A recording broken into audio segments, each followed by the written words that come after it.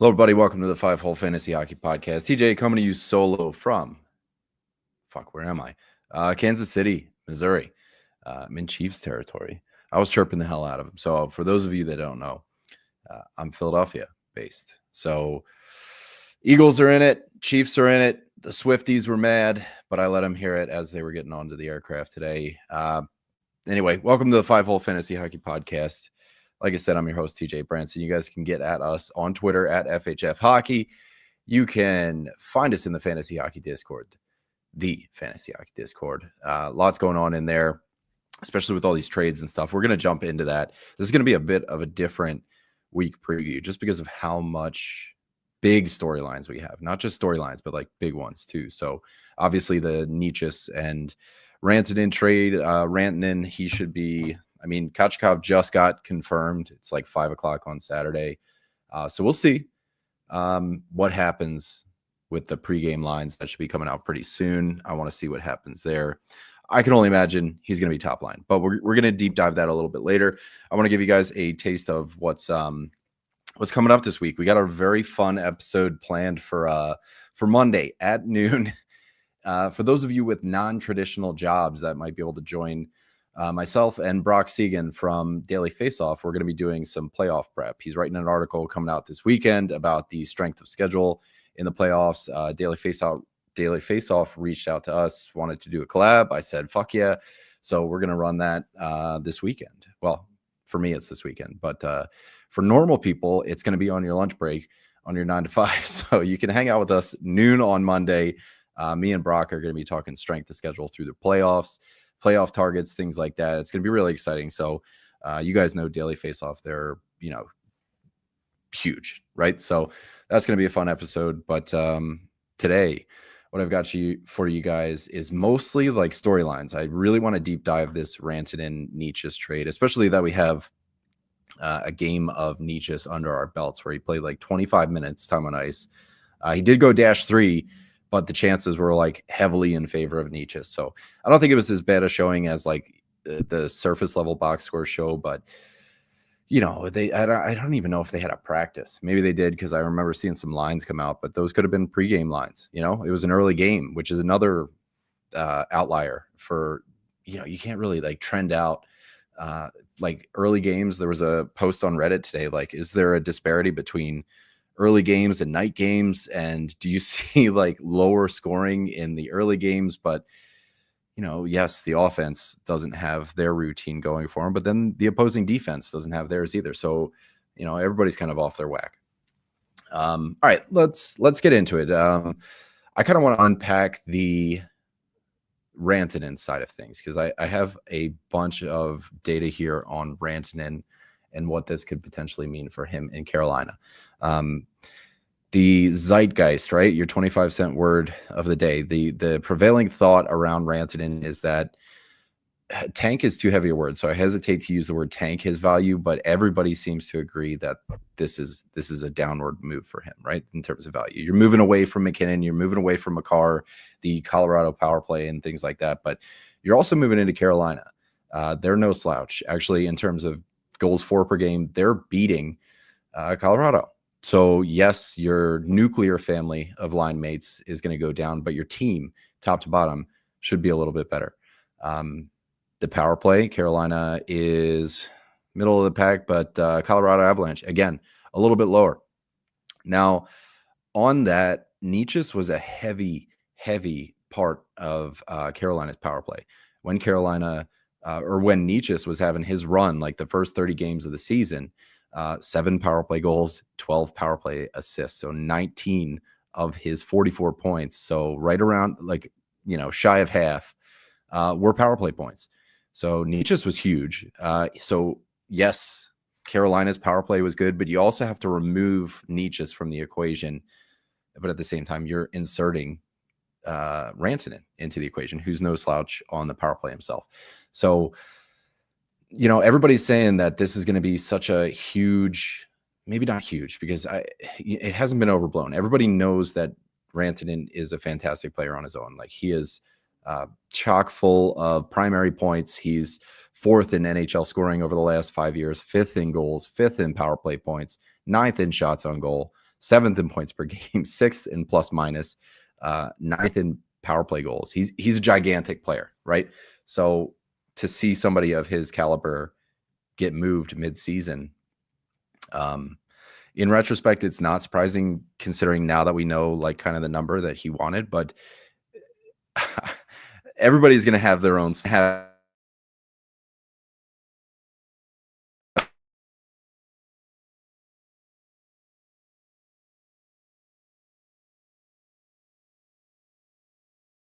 Oh, fuck. Is the mic back on? Hopefully it is. I don't know at what point it stopped. It took a shit.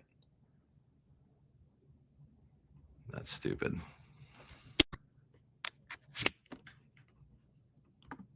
Maybe now it's working. I think I'm back, guys. I think I'm back. Am I back? I'm back. All right.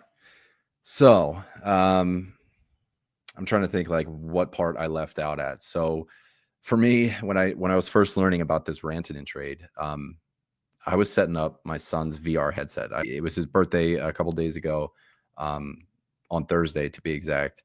Friday, I went out to my buddy's house in Philly, hung out with him for the day, picked up a VR headset, came home from South Philly and met up with my son, set up his VR headset. So I'm on the couch like a fucking dork with this VR headset and the two things, looking around doing this. Nobody knows what I'm doing.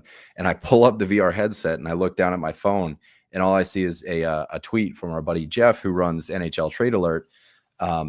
It just says Necas is part of the trade. And I'm like, hold up, what? So I have to like tell my son, who's at my fucking throat about it, because he wants to play the headset, right? So I have to like backtrack, find out all of the information about this. And I'm like, are you kidding me? Rantanen gets traded. It's a huge move. Everybody's talking about like how mind-blowing it was, right? So kind of out of the blue. But then again, if he wants 14 million, it makes sense for Colorado to try and capitalize on him now, because one, they don't think they're going to be able to afford him, and two, he's a UFA. So why not make a move for somebody like, both these teams are in the hunt, right? So you get a Necas, you get a Drury, you address maybe your 3C problem, or even a 2C problem if Casey Middlestat continues to be unimpressive, especially to Bednar. That's going to be another conversation down the road. But right now, Rantanen in Carolina, what do we think about that? There are a lot of folks who think this is going to be a step back for Rantanen. Personally, yes, you're leaving Nathan MacKinnon, who is top 1, 2, 3 players in the league. 19 of Rantanen's 25 goals were assisted by MacKinnon. 11 of those were primary, 8 were secondary. So he's a big part of Rantanen's goal scoring. 10 of Rantanen's 39 assists were on MacKinnon goals. 6 were primary, 4 were secondary. Another 12 of Rantanen's assists, MacKinnon was also on the assist. So we're talking about 41 of Rantanen's 64 points. So 2/3.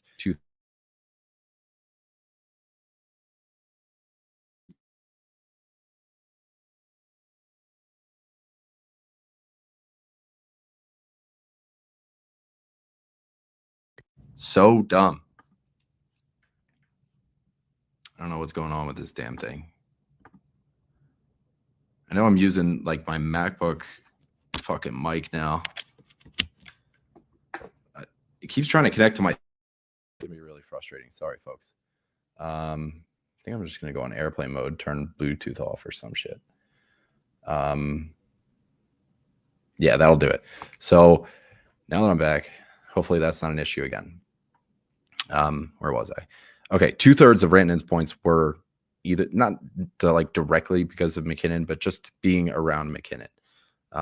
So it seems like Colorado, couldn't afford him, and Carolina's in a good spot next year. They have the 6th most cap space in the league, so this could turn into a long-term thing. So I think not only is Rantanen one have a chip on his shoulder, he's a superstar player getting traded. 2, he's playing for a paycheck. 3, this is a team that if he impresses them enough, that can actually lock him down right there. So I think there's a lot of motivation for Rantanen. And that's not like to say in any way that anybody says there's no motivation there for him. But onto the projection side of things, you have Aho and Rantanen. There's the Finn connection there that everybody's really big on, and I think there's a good reason for it. The chemistry is going to be pretty easy. It's probably going to be right away. And as close to a lock as you can get with Brindamore, you got to say that like Aho has been a lock on the top line. I think Rantanen is going to be right there too. Now, Carolina is a team where I think their 2C is an issue. They're flipping back and forth between Kotkaniemi, between Stahl. There's no real continuity at the 2C position. And I've heard, it's not like a big conversation or anything, but Rantanen can play C. So just have him be your second line center. He's played 2 games at center over the last 2 years. So I think they're going to be riding with Stahl and Kotkaniemi down the center. And I think it's going to be Aho and Rantanen as the locks. Everybody is hoping, myself included, that Svechnikov is the left wing there. But we've seen how Brindamore deploys and toys with Svechnikov. He's up and down the lineup. Sometimes you got Jackson Blake up there, Eric Robinson, whoever. It's not a sure thing that it's Svech. So what I want to get at there is Rantanen and Aho should be locks on that top thing. So Aho's obviously not McKinnon. Carolina and Colorado, again, they score around the same goals for per game. So the team's not the issue, but it's that immediate nuclear family for Rantanen. 82% of Rantanen's points in the last 3 years are primary. So he is a play driver and a heavy hitter at that. So, and I'm not talking in terms of hits. I'm saying he's very good at creating offense, goals, primary assists. Now, the thing to consider there is, yes, he's creating all these primary points, but he's done that with the help of guys like Makar and McKinnon. So McKinnon's not there to be the primary assister. McKinnon's not there to be the goal scorer for primary assists. Does it go down? Probably. Does Rantanen have a chip on his shoulder? Probably. Is this a chance for Rantanen to show the NHL that he's worth $14 million or whatever it is he's after, and that he's not reliant on Nathan McKinnon? We've seen him play on his own in the past. We've seen him run his own line. We've seen them move away from each other at even strength, and Rantanen's consistently productive. Again, over the last 5 years, he's top 5, 4th in the NHL in scoring. And this is what I want to talk about. So I have not heard one person talk about the possibility that Rantanen increases his point production in Carolina. And what I want to say on that is I want to give you guys 2 examples. Jake Gensel, in a 25-game sample size, went from playing with Sidney Crosby, some of the other best players in the world, went from playing with Sidney Crosby right around a 1 point per game pace. It was 1.04. When he played in Carolina, again, it's only 25 games, he went up to 1.47 points per game. Now, is that who he is? No. Because we've seen it also. He's playing with Kucherov, somebody that I can confidently put in a McKinnon tier, and he's right back down to 1.07 points per game. So Jake Gensel in Carolina as a mid-season deadline acquisition, whatever you want to call it, just went berserk. And here's another one. This one's a little bit weirder. Nino Niederreiter. As a mid-season or deadline acquisition or whatever it was, he had 36 games with Carolina. So I think it was a little bit earlier than the trade deadline. He put up 30 points. Now, that's not like blow the doors down point production. But for Nino Niederreiter, that's hands and away his best point production per game that he's ever seen. So right there's 2 mid-season trades where it clicks. And I remember with Nino, he was like on the top line and he stayed there. Jake Gensel on the top line and he stayed there. And that's what I envisioned for Rantanen.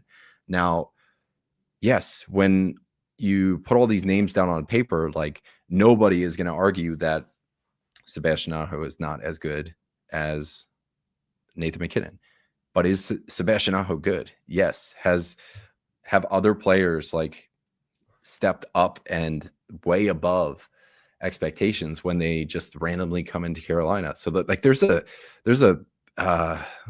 formula here that Carolina continues to follow and just continues to succeed on. So like I'm not ready to just say, yeah, McKinnon or Rantanen's going to go below 100-point pace. I don't think. I think it's just as likely. That's what I want to say is everybody that I've heard, like, all my colleagues around the water cooler, whether I'm reading it or hearing it, they're saying this is bad for Rantanen. Now, whether that's 5-point pace bad or 15-point pace bad, that's the gray area, but they're firmly in that gray.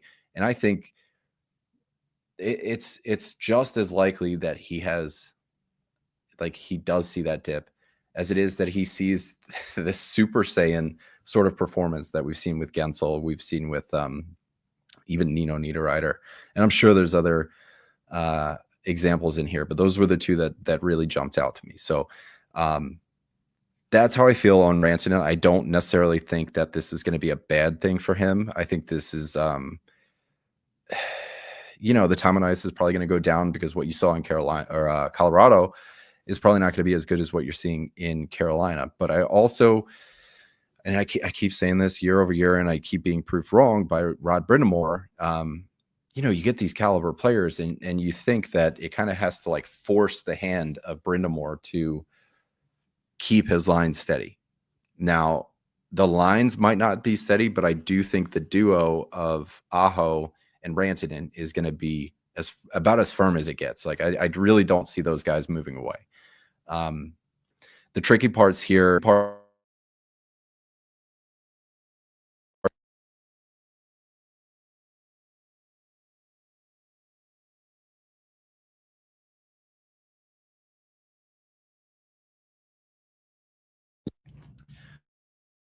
I don't know.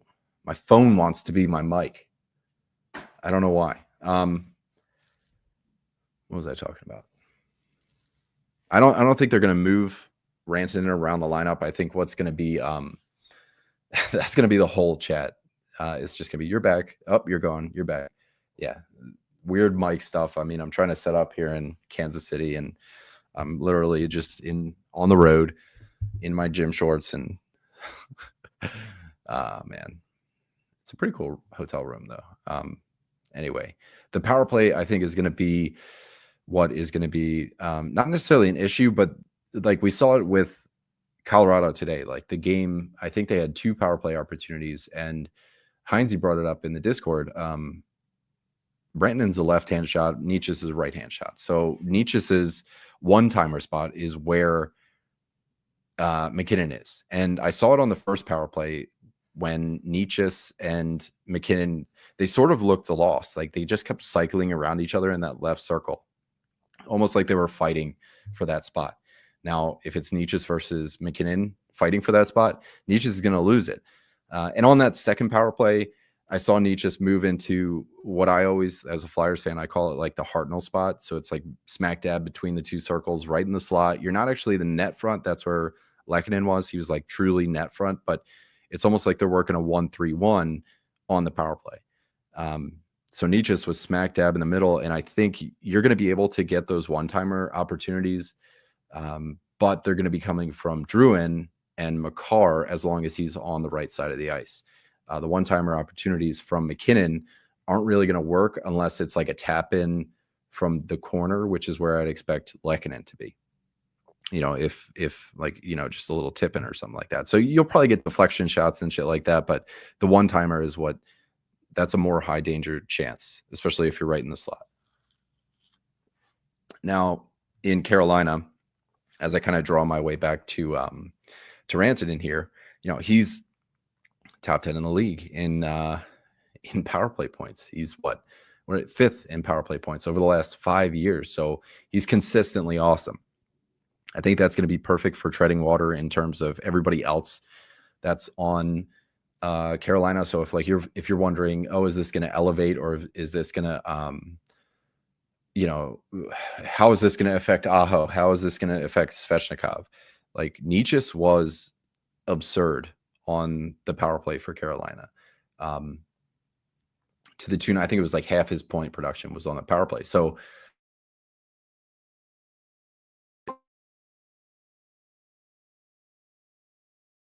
I'm so tired of this shit, guys. I don't know what the fuck is going on here.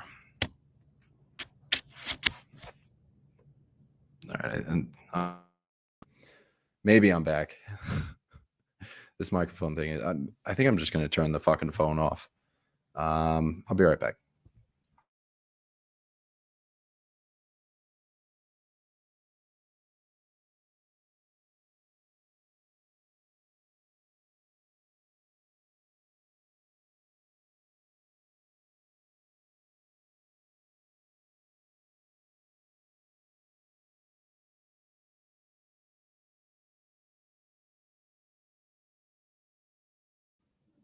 All right, I shut the fucking phone off so it stops trying to connect. Who wants to use their phone as a microphone? That's so dumb. Yeah, Necas was just as good on the power play, I think, as Rantanen's going to be. So if you're wondering, like, how is Aho is he gonna see this huge surge? I don't know. I don't think so. I think it's probably going to be about flush with those first 30 games where Necas was actually outperforming Rantanen. He was at like 1.47 points per game, and I think Rantanen's at like 1.3 right now. So Necas was kind of on a better point pace and a better power play point pace than Rantanen is. So, those first 30 games, if you're wondering, Svechnikov, Aho, how are Jarvis, how are these other guys going to look? Gostisbehere, even when he comes back. I think he's actually back. So when these guys get back, are they're going to see this huge bump? Yeah, you might, because long term, if that's how it winds up in Carolina with Rantanen, that's a better player than Necas. And that's no slight against Necas. He's a great player on his own. And I'm going to get to him next, and then, quickly breeze through Taylor Hall and Jack Drury. But I really don't think, like many have said, that this is like an automatic downgrade for Rantanen. We saw it with Gensel, who's now playing with Kucherov and is pretty much back to his Pittsburgh point production. But when he was in Carolina for that small sample size, and again, we're going to have a small sample size for Rantanen for the rest of the year, right around like 35-ish games. So to say they can't match that same like short burst of unsustainability, I don't know. I'm actually kind of optimistic about Rantanen in Carolina. I think there's a lot to play for him too. Like Carolina is going to have money. They have the 6th most cap space. Does he want to stay there? Probably. Does he want to hit the open market? I don't know. Like, Carolina is still in the window. So does he want to go to like San Jose, who has more money? Does he want to go to Columbus? Actually, that could be pretty badass. Who has more money? Like, if it was me, I'd want to stay in that competitive window. And I think Colorado and Carolina are both in that window. Okay.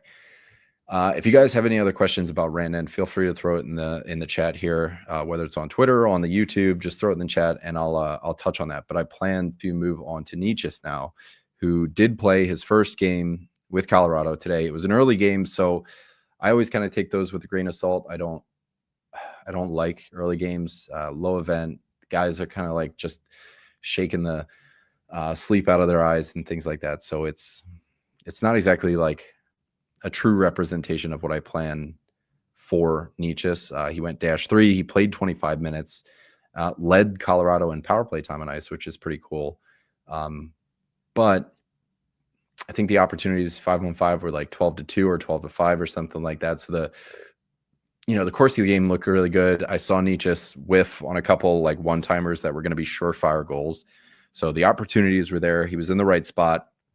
There's not a lot of like learning that he's going to need to do. Obviously, there's systematic learning that he's going to learn how to play Colorado's game, but he was in the right spots. So the instincts are there. I'm confident that Necas will fit in. What I'm worried about were the comments that came after the game from like McKinnon and Bednar and all these guys who were just bummed out. One of their best buds got traded away, and it seemed like everybody was kind of blindsided. But we're seeing Pierre LeBrun come out and say, "Oh, it's been cooking for the last 6 weeks," yada yada yada. So I guess amongst the, the C-suite and all the management and stuff, like they kind of knew this stuff was happening. So whether or not you kind of, the people that, you don't want to say the people that matter, but like the people on the ice didn't know. And the direct quote from McKinnon was, he was shocked.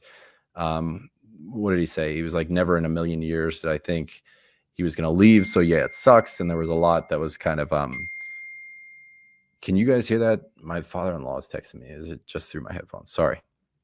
Very non-traditional episode we're having tonight, guys. Here in Kansas City. But I feel like there's going to be a psychological element to, I mean, both the team and then also to Necas, because, you're not only do you lose in your first game, you go -3. I feel like it was a good game. I feel like, they outchanced their opportunities and they kind of dominated, but it's not like Swayman was on his fucking game. Boston, I don't think they had a shot on Wedgwood for like 10 minutes or something. It was not a good game for Boston, but just in like the back half of the game, Boston really turned it on and kind of put it to Wedgwood. So that last goal to empty netters, what are you going to do? Now Necas, without Rantanen's left-hand shot, we talked about this on the power play. They lose. All of them are losing a one-time option in that right circle where Druin is now, and Druin's the fucking NPC. I've been saying it all year. I don't like him in any high deployment. Like, I get it. Like him and McKinnon played together in the fucking, growing up or whatever. Who cares? He's really just not been effective. And whether we need to wait for Nichushkin to come back to push him down or what have you, I do not like Druin. I'm not coaching the team. I'm just a guy that pushes buttons on my fucking phone and picks guys up and shit. But I don't like Druin up there, and I think he's kind of like dragging them down. I'm sure the analytics might disagree with me, but when I watch like all the empirical data that I see, Druin is a fucking drag. I did see some good chemistry from McKinnon and from Necas. He whiffed on that one opportunity. Maybe not whiffed, but I think Boston got a piece of it. There were a couple really good looks that he got. So 2 shots, -3. I don't think that's a representation of what to expect from Necas in Colorado. Like, he is one of the fastest players in the NHL. So is McKinnon. That line is going to be ripping. And things are going to change. I mean, Landeskog has been skating. Landeskog is actually closer than he's ever been, and the likelihood that he comes back is pretty high. So, if Nichushkin comes back, right? Like, does Necas stay on the top line? More than likely, yeah. Does somebody move over to the left wing, or do they keep Druin up there? Bednar is just, well, he wants Druin to work so bad. So I wonder if Druin stays there. But that's when you see the second and third line start to trickle down or take shape. And I think, like, right now, Colton on the third line is gross. I don't like that. Big fan of Colton. And line 2, it was Parsonen who actually had a pretty neat behind the back primary assist on a Lehkonen goal, where the only goal Colorado had. So Parsonen is actually somebody that's interesting. I'm going to sidebar right now into some speculation. I've been chirping this one up in the Discord, but I want Colorado to make a move for JT Miller. How do they do that with their cap space, their limited cap space? I have no idea. That's not my job. Just make it happen. Like, maybe Parsonen is being like spotlighted as a trade chip. And I've been thinking that for a while. It's like Vancouver, the talks that they were having with the New York Rangers, I guess it was like Zibanejad and Braden Schneider. They're obsessed with Braden Schneider. They want like a young puck moving D. Now, does Colorado have that? Yes. Young, maybe not, but I think they've got tons of puck moving D. Now, Devontae's was having a down year. He just got the A, so I wonder, like, for them to trade 2 pieces of their core, that would be a huge blow to everybody there. But JT Miller as the second line center over Casey Middlestad is just like, it's on my wish list. So Just wanted to get that out there. And that's kind of why I was thinking Parson might be inside the top 6 right now. Maybe it's just as of necessity, but like Colton has been there and been there before. So I wonder, I don't know, maybe the chemistry was just better for them, and it worked out. So good call by Bednar, and we'll see if he's not like just getting showcased or anything like that. He could be worth a pickup, but as these guys start to come back, Nishushkin, Landeskog, things like that, it's going to start to like Nishushkin more than anything is going to backfill Parson down the lineup. He really does seem like the odd man out. And I think they'd love for Drury to be a 2C, just based on the frustration that, you hear through the grapevine about Bednar with Middlestat. So like, does that eventually take shape, or do they continue to move through? I mean, if you really got your tinfoil hat, is it Sidney Crosby? I don't think so. But I didn't think Mikko Rantanen was going to get fucking traded while I was on a friggin' VR headset. So stranger things have happened, and in the past week. So, all right, focus. Get back to it. All right, so the lineup was Drouin, McKinnon, Necas, Parson, and Mitzelek, Colton, Drury, and O'Connor. And then I brought that point that Heinze brought up in the Discord, without that one-time shot on the power play. He was in that like slot spot. Now I wonder if they move, maybe McKinnon kind of does that like Marner act where he's like half blue liner, half like he plays that left point. Yes, he's good in the circle, but if McKinnon starts to approach the circle, that's when Necas kind of moves down low and gets closer to the net. Like, can you have a dynamic power play like that moves? So I think all in all, like for Necas, obviously this is a huge improvement for him solely based on time on ice. Like today, he had more time on ice than McKinnon through the first period on the power play through the whole game. Had 25 minutes time on ice. I don't know if they were pushing their top players because they were chasing the lead. So I'm not thinking he's going to be a 24-minute guy like average time on ice. I really do think it was they were really trying to get their best players out there for as much as possible to come back. All in all, I like it for Necas. For McKinnon, for Makar, I'm not like, doom saying with, how people are with Rantanen in Carolina, but I'm also like, you lost Rantanen, man. And not only that, but now they're all super bummed out and sad, and, they lost one of their best buds. So that's gonna take some time getting over it. I think they need a couple wins under their belt. Necas needs to have a big game and really show these guys that he gives a shit. Again, not implying that he doesn't. It's just, he needs to have one of those like, ruffle the hair kind of games where, holy shit, kid, like you really did it, and just it becomes one of the boys. If they could figure out how to utilize Necas on the power play, because they both have that left circle, McKinnon and Necas, if they can figure out where to put him, where to keep him, and how to get the most out of him, I really like this for Necas.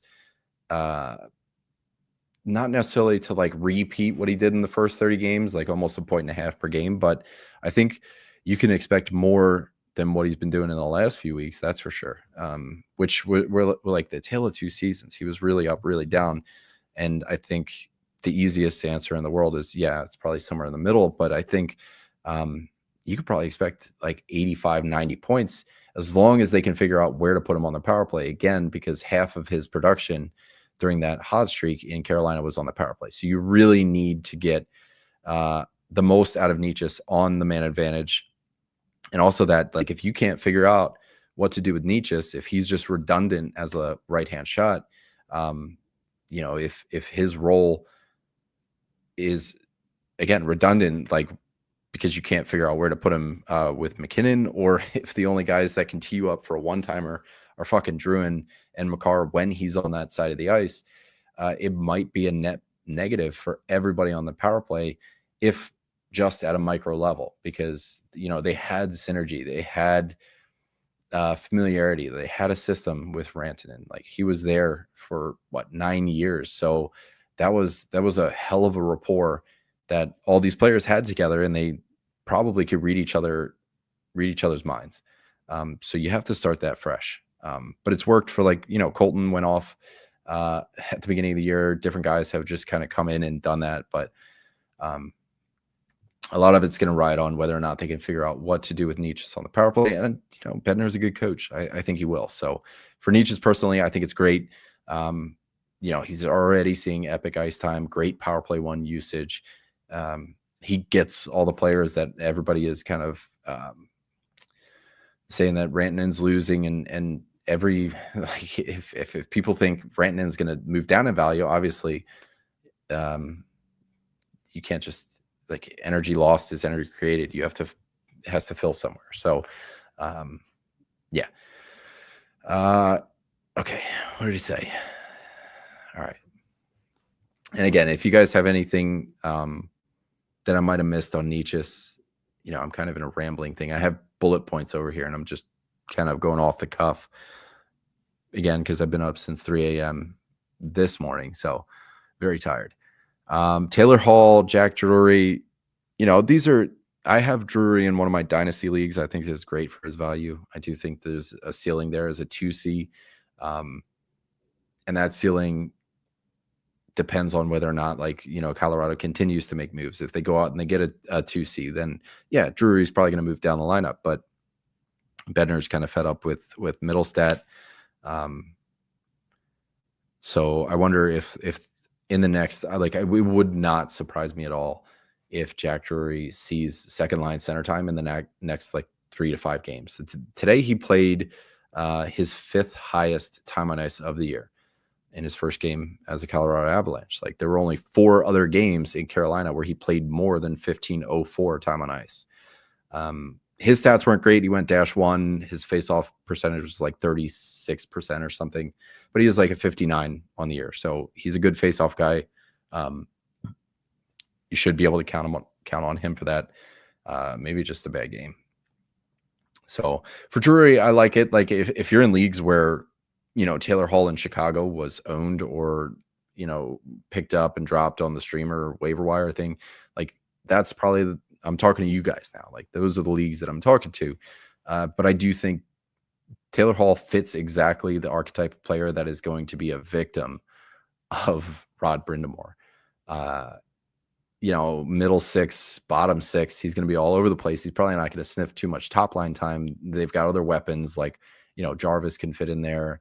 Roslavic's seen some time. Svechnikov fits logically up there to the point where that's the kind of guy that, if I trusted Rod Brind'Amour to keep his lines together for more than a period, let alone a game, that should be your top lines: Svechnikov, Aho, and Rantanen. But I know he's going to flip the fuck out if, like, Svechnikov scratches his nose with the wrong hand and you're benched, motherfucker. Like,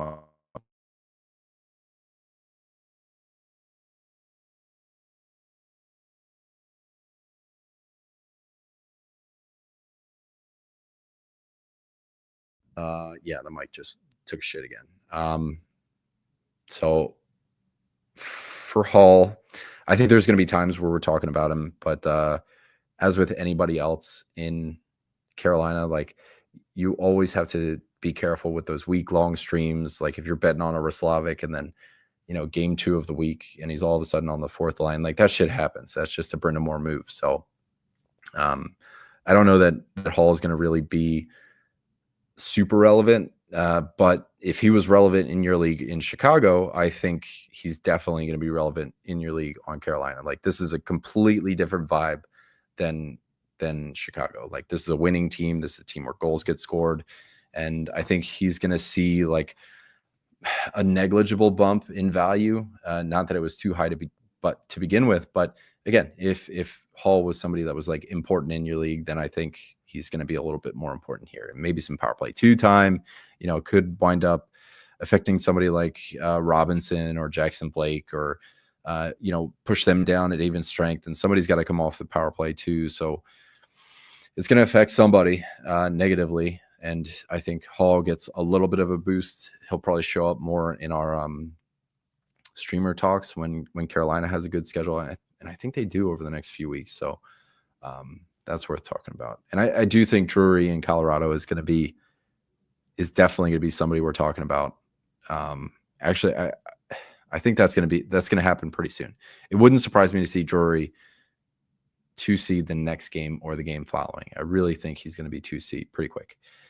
Next big piece of news is Tony DeAngelo is coming back to America to make Long Island great again.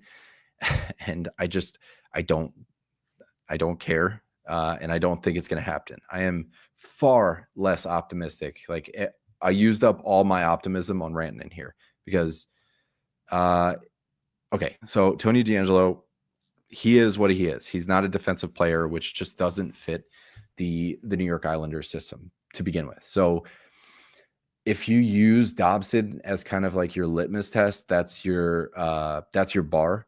He led the New York Islanders in power play points, and he had 7 power play points through half the season, more than half the season. So on pace or thereabouts for like 13 power play points on the year.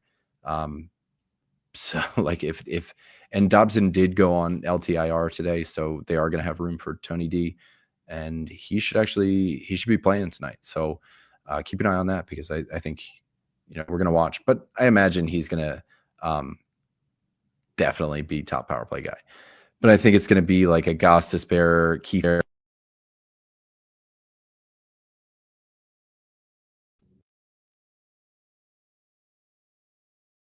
all that kind of thing. I think I have another adapter I'm going to try out. So give me another second here.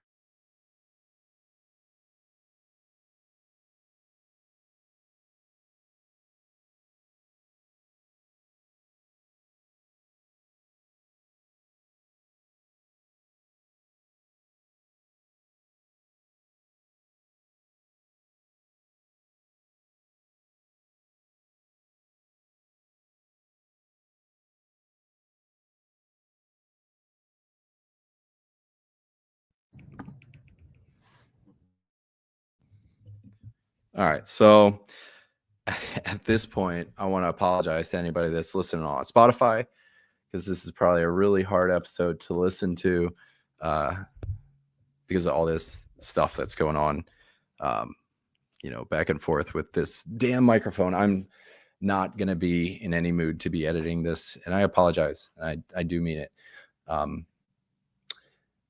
So Dobson is on LTIR. So that's 10 games. I think he missed 2 already. So another 8 games for him. So Tony's going to get that. They're going to have to figure out their money if Dobson comes back. So, is he a speculative ad? Sure. But I think we're going to be seeing like Yandel, Tony D in Philly, even like Tony D in Carolina, Tony D in New York.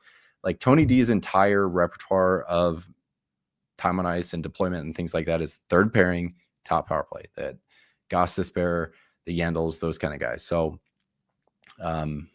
he's not even going to be stepping into Dobson's minutes. He's going to be more of like a Chalowski or a Mike Riley, who Patrick Waugh has been also kind of like dicking around with as a QB1. So again, like, yes, Dobson, number 1, leads the team in power play points. 2, didn't really have a chance to get any momentum on that unit. He had the longest leash, no doubt, but I don't know what's going on with their power. It's never been like an offensive team, but Dobson is just having a weird year. So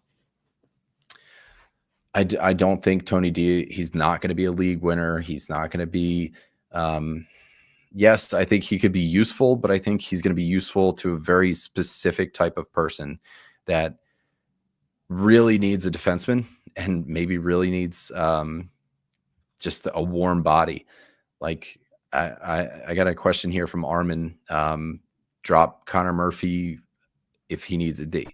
Like, yeah, Connor Murphy, if like hits and blocks, I'd be that. Drop Pospisil for okay. So this one, that I'll get to you in the chat later than Armin. But I think if you're dropping anybody for Tony D, it's got to be like a streamer spot. But then I think you're also doing more harm to your team going down a streamer spot than you would be whatever with Tony D can give you. So I'm not at all interested. But again, speaking to how my rosters are made up right now, I just don't think Tony D fits in.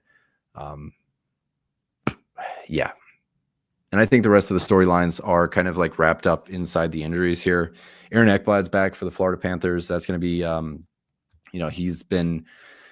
he's had the most games played as power play one. So I wonder if he gets that back. He could be, middling kind of half point per game, sort of relevant. Anton Forsberg is starting for the Senators, and I think today wraps up their road trip that Linus Ullmark joined them on. So there was like some speculation that Ullmark would play on this road trip just because he joined them, but it is over today. And they said, I think I read somewhere he's not going to play tomorrow either. I think Ottawa's got a back-to-back Saturday, Sunday. So, or maybe today is tomorrow. Maybe I read that yesterday. My days are not good in terms of like separating them in my mind. So sorry about that. But yeah, it doesn't look like Ullmark's going to be back anytime soon, like relative to what we thought, because he was joining the team. I think he's going to be back this week, but yeah, just not like today or tomorrow. All right, Drew Doughty, very close. They use the word eminent, so that looks good. I think he hops right back on the top power play. I think Brant Clark kind of drops off, and that's it. See you later. Appreciate it. Valeri Nichushkin had a setback or two, maybe three, and had a long night. But yeah, he's going to be a little whiles out. We don't like have a concrete timeline for him, and when we thought we did, then there was the setback. So we're just going to wait. Landeskog is skating, and beat reporters are saying he's looked better than ever. So I think there's some hope there, but I also think expectations, just kind of hold them close to your chest. I think he's going to be a third line guy, probably power play too. So I just don't think there's any like super sneaky value to be had with Landeskog, at least not right out of the gate. If he can get his legs under him, if he shows any signs of being the guy he used to be, that's when I could see guys like Druin kind of dropping off power play one. That's when, if Nichushkin comes back, then there's a whole other conversation about is it Lehkonen that drops down? Is it Landeskog? So if he does get power play one, and I think it's a pretty big if, speaking about Landeskog now, it's going to be super volatile. And yeah.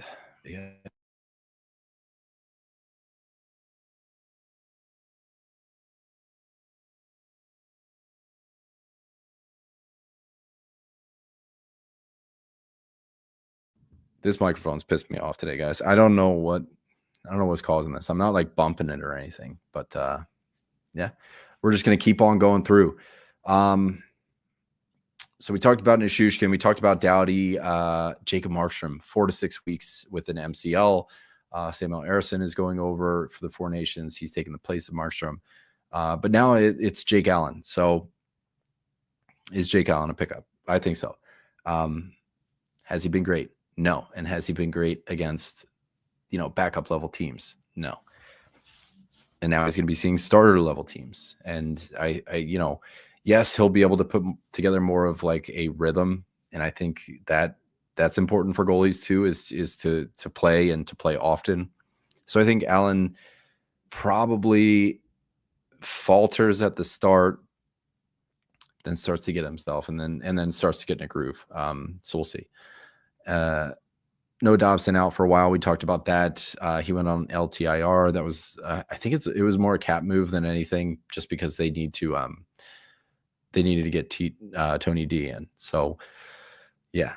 All right, guys, we're close to an hour into this episode, and I haven't even started to talk to you about next week. Very nice week for streaming. You don't really need to think about off nights too much. No real heavy nights. So think of it like a free for all. There are teams that are better than other teams in terms of streaming. Sunday is not an off night. There's 9 games. So is Saturday. So that's how light Saturday is.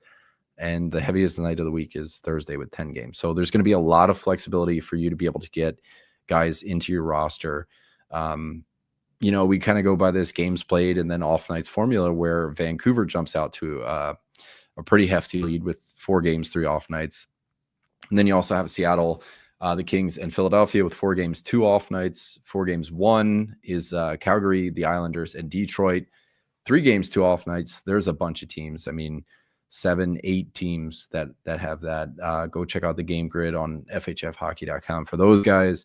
And 4 games, 1 off night. Again, just focusing on volume rather than off nights, because I think quantity is going to beat out quality if we're talking about off nights as quality this week. But Boston, Carolina, Toronto, Utah, and Winnipeg, those are the teams that have 4 games and 1 off night. Monday, Wednesday games, Vancouver, LA, the Devils, Philly, and Pittsburgh. So if you want to, focus on those lighter days, not that it's like too much lighter, 5 games each on Monday and Wednesday. And I think Tuesday's font's kind of small from here, but I think it says 8 games. Yeah.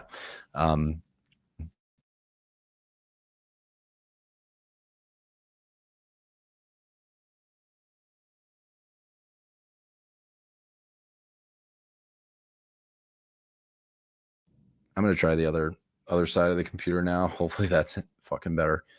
We'll see. All right. So what I've done here over on Frozen Tools, you can get the next week's schedule, and then you can sort it by opponent's win percentage. So you can find out like who has the easiest opponents. And those top 10 teams: Pittsburgh, New Jersey, San Jose, Nashville, Florida, Tampa, Colorado, Seattle, Utah, and Carolina. So if we cross-reference that with the teams that are playing 4 games, that's where Nashville, no, they have 3 games. So Seattle, that might be it. No, Carolina too. So with easy schedules and 4 games. So for me, the best teams to stream from are Seattle, 4 games, 2 off nights. Their opponents are giving up close to 3 goals a game. They have the best average opponent goals against for ice. So like all of their opponents are giving up the most goals against amongst the other 4 games teams. And I really hope that makes sense. So if you take all the teams that are playing 4 games, everybody that Seattle's playing gives up more goals than any of the other guys. So really good chance to score some points to stream from Seattle. Vancouver, just based on 4 games, 3 off nights, they're kind of like middle of the pack in terms of how many goals their opponents are giving up, the average there. And Nashville, 3 games, 2 off nights, highest opponent average goals against per game played of the week out of anybody. So, 3 games from Nashville should be pretty lucrative, but their scoring has been a little top heavy, led by Philip Forsberg. So it's not like you're going to be able to get in on them, like the top guys, but you might get some oopsie points here and there. Worst schedule, it's Ottawa, 2 games, 0 off nights, and their goals against per games played opponent average is the lowest in the league. So they're playing the least amount of games, they have no off nights, and their opponents don't give up goals. Bad schedule. The other teams who are playing 2 games with 1 off night, the Kings and the Ottawa Senators. Just talked about Ottawa there. And then 3 games played. I don't think that's right. Yeah, 2 games, 0 off nights. So that's Ottawa only. San Jose, Toronto are the other teams who are playing 2 games, and a shit ton of teams that are playing 3 games, 1 off night. So go ahead and give the game grid a look on that. And forget what I said about Los Angeles Kings. That was, I don't know where that came from. So for me, best schedules overall, the ones that I want to talk about, top of the table, Vancouver, Seattle, Nashville. For me, tier 2 are the Kings, the Islanders, Philly, Calgary, and tier 3, Detroit, the Devils, San Jose, and Utah. Those are the teams that I would be focusing on going into this week. Let's talk about some back-to-back goalie streams if you're digging it. Monday, Tuesday, you got Seattle, so you got Deckard, you got Edmonton and Anaheim back-to-back. So if you can get whoever's playing that Anaheim, that looks like a good one. Nothing on Tuesday, Wednesday, no back-to-backs there. Wednesday there.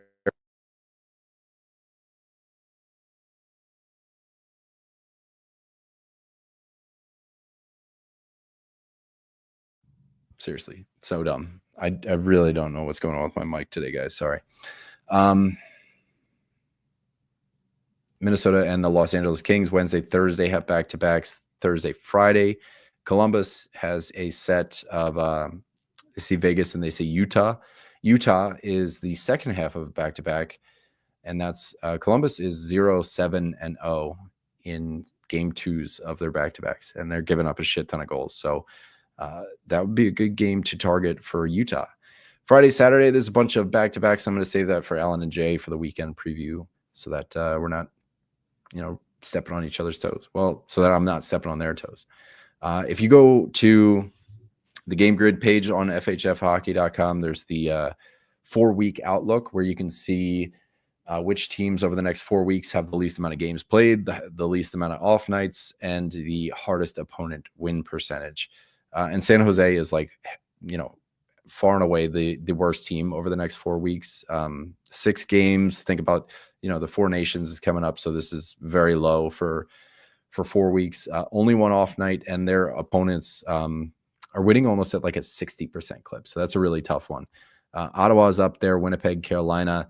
So any fringe guys, you might be able to switch out and just get some of these other folks who over the next 4 weeks have better schedules. Talking about Nashville has the best 4 off nights, 8 games. Then you got Vancouver, 3 off nights, 9 games. LA, 8 games and 4 off nights. Then you got Utah, Pittsburgh, Colorado, Dallas, and then it just kind of goes into the middle there. So let's talk about these teams. Vancouver, Seattle, Nashville, my tier 1 teams for this week. Vancouver right off the bat, like Jake DeBrusk hops out. I think Connor Garland is going to be the guy because DeBrusk has been moved down to power play 2. So that's why I'm looking at Garland right now. He'd be the guy that I'd be targeting first and foremost from Vancouver. And I know Vancouver is going to be a hot commodity because of those 3 off nights. But trust me, guys, I think if you go set your lineup for the week, I think you're going to have open roster spots on more days than you think about. So just kind of give that a look before you really kind of like invest in one single team over any others. What I do like about Vancouver is they honestly do have some really valuable guys out there. Like Kiefer Sherwood is, I don't know if they're playing already. No, it looks like 9 p.m., but I think he's a game time decision today. So if Sherwood comes back, he'd be on this list for me, DeBrusk and Garland, but I'd rank them Garland, Sherwood if you're counting bangs. And if you're not counting bangs, then I'd probably go DeBrusk because the offense is there. Some other guys worth looking at, probably nobody. Maybe Philip Hronik. I think he's somebody that he might be the last name amongst this list that I'd really check out. If Laquire Mackey comes back for a game or 2, he's interesting, but he would be firmly at the bottom of this list, even behind Hronik. So let's talk about Nashville because they're always a tough team. I could go Ryan O'Reilly, Gustav Nyquist, done, right? But that doesn't really do anybody good. So let's try and find some hidden value here. Over the last 12 games, Ryan O'Reilly is the most valuable under 50% guy out there. 5 goals, 2 assists, so just above half point per game. And then you got guys like Brady Shea, who's throwing up some offense. Colton Sisson's actually coming out of nowhere, but low time on ice and line 4 deployment with no power play time has me a little shaky on whether or not he can really keep that going. It's super interesting to see Fodor Svechkov getting some time. Very exciting prospect. Time on ice, again, is really low, like 12 minutes over the last 9 games. But putting up 6 points, so he's 1 point shy of Ryan O'Reilly for the team lead. And then, you got your bangers like Luke Shen and Gustav Nyquist he's a name and really not much else. I don't even think he's on this damn list. Yeah, 2 goals, 4 assists over that. So a half point per game. I don't think there's we've squeezed every ounce of value we can get out of him. So I don't think there's much left. In terms of Nashville and Vancouver, going back to what I said prior, Nashville, their opponents give up the most goals per game.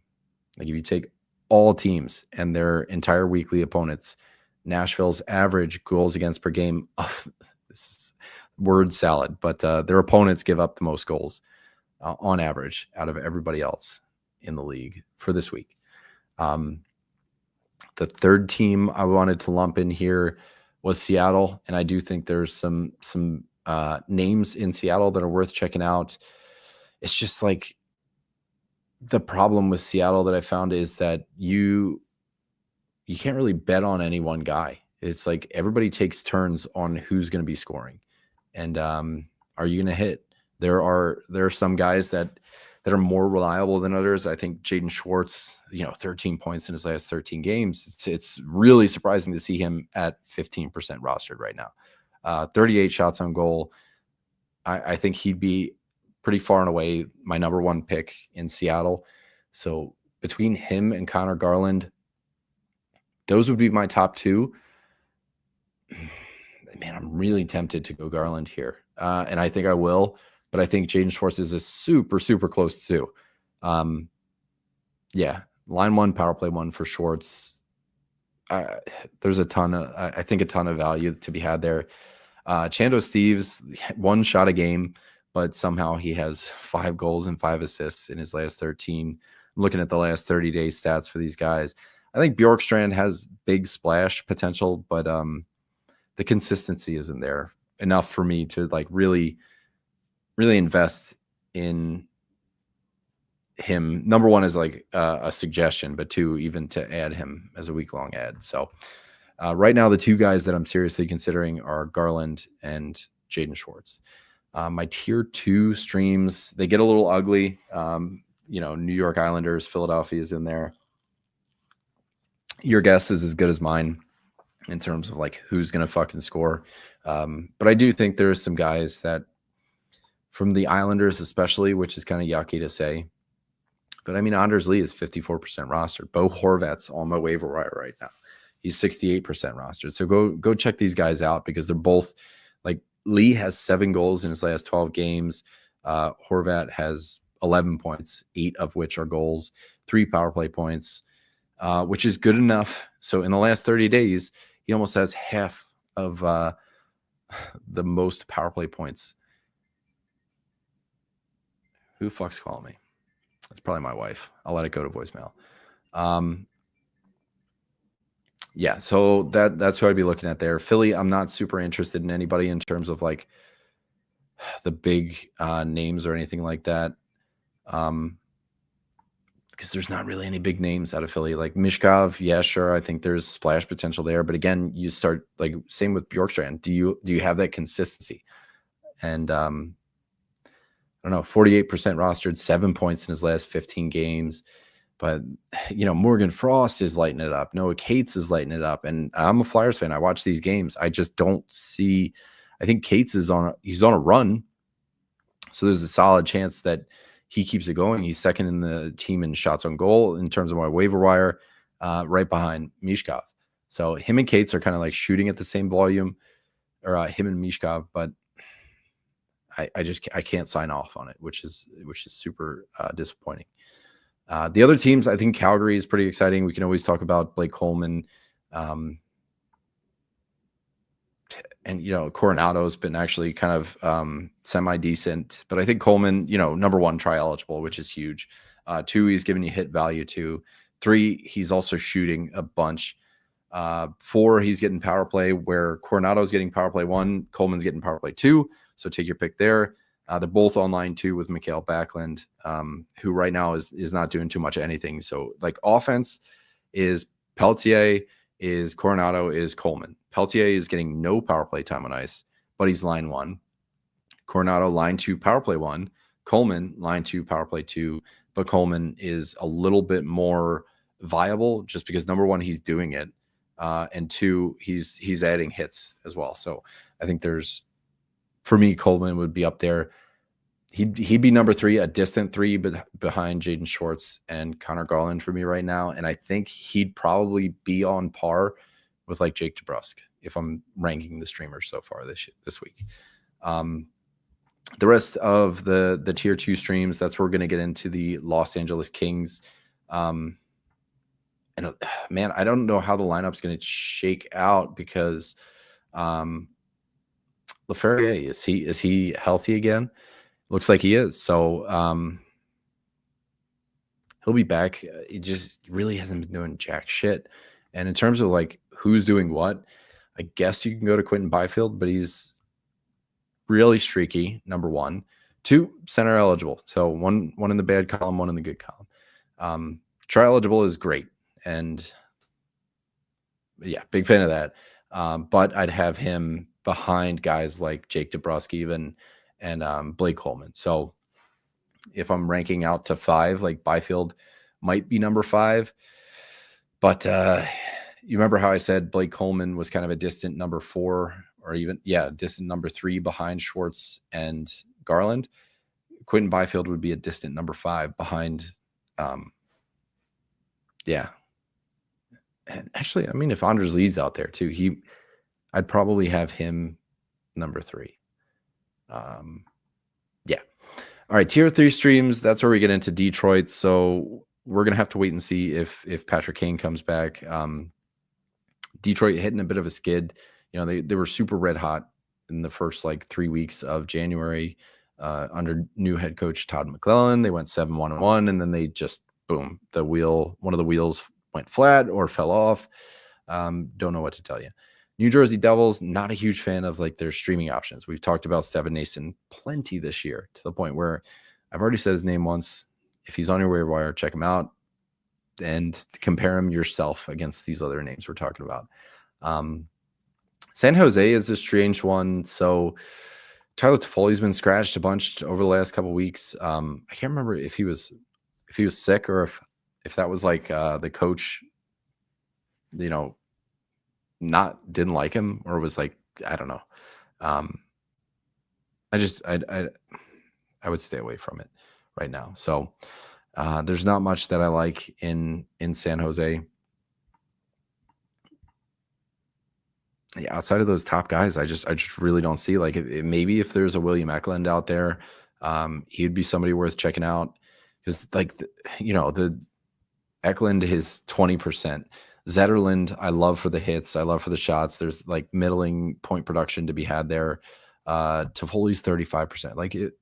If one of those guys works for you, go for it. But Garland and Jaden Schwartz are still kind of at the top for me. Mikael Granlund, I dig him too. He's fallen off quite heavily. So I don't know if he is somebody that I'm considering whether do I churn him out, but I haven't really found any streamers that stay on the team. Jamie Benn did, but then, he went cold, so I can churn him out. And if it comes a point where I can't churn somebody out, Mikael Granlund's going to be top of the chopping block, I guess. And then what's the last team? Utah. I think, we just talked about them last week, and we talked about them for the streaming targets in the playoffs. If go find yourself a Logan Cooley or a Barrett Hayton, and see if you can squeeze some value out of those guys. Those would be the guys that I'd be streaming this week too. So who was it? They said Sergachev should be back at some point. I think he was close today. So he's got to be close for the rest of the week. Schmaltzy just didn't have that January. He usually has a January, but he's not doing it right now. Maybe it was just an Arizona thing. We'll see if he has a February. That would be pretty rad. But 12 points in his last 14. He's not nothing. But that's all I got for this week. And I'm pretty sure that was my wife calling. So I'm going to see what that's all about. But I did want to say thanks for bearing with me. Of course, the last little bit of this episode, I haven't had any trouble with the goddamn thing. Now that I said it, I'm sure I will. That's where I'm going to cut this episode. Special thanks to those of you guys on Spotify who stuck with me through all this mic issues and shit like that weren't watching me struggle. And stay tuned later in the week, Monday, because that's when we're having Brock Segan on the show from Daily Faceoff, editor-in-chief, big part of DFO Fantasy. And we're going to be talking playoff prep and playoff targets and who we're, I'm actually, it's not on the notes that I sent him, but I am going to ask him about Rantanen and Necas just to see what he says. So that's going to be exciting. Hop in the Discord. We had somebody join while we were on the show, and we'll see you. Hit us up. Love you guys.